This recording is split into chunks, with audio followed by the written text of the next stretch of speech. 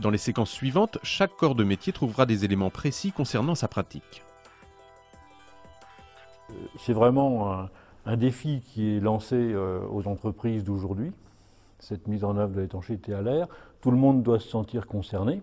Il faut à un moment aussi former tous les autres intervenants pour leur donner les bonnes méthodes, les bons modes opératoires, les bons produits et la notion justement de performance à atteindre. Il y a un respect de l'artisan qui reprend le travail du précédent afin de ne pas détériorer cette étanchéité. Le plan d'étanchéité à l'air doit être pérenne sur toute la durée de vie du bâtiment. Il se doit donc d'être protégé des travaux de finition et des dégradations diverses dues à l'occupation.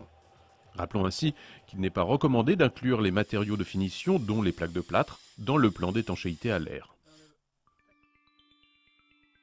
Au contraire, le matériau de finition associé à quelques principes vus précédemment comme un vide technique va contribuer à protéger le plan d'étanchéité à l'air. Il y aura moins de risques de dégradation lors de l'intervention du second œuvre ou encore lors de futurs travaux par l'occupant.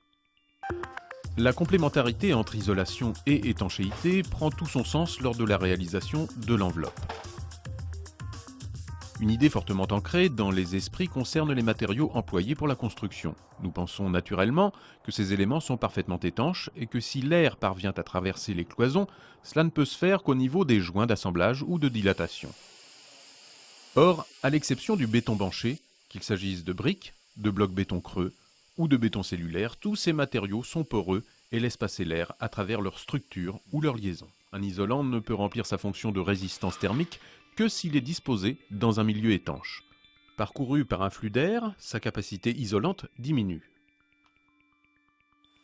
Le béton banché est un matériau étanche à l'air. Toute l'épaisseur de la paroi constitue donc le plan d'étanchéité à l'air.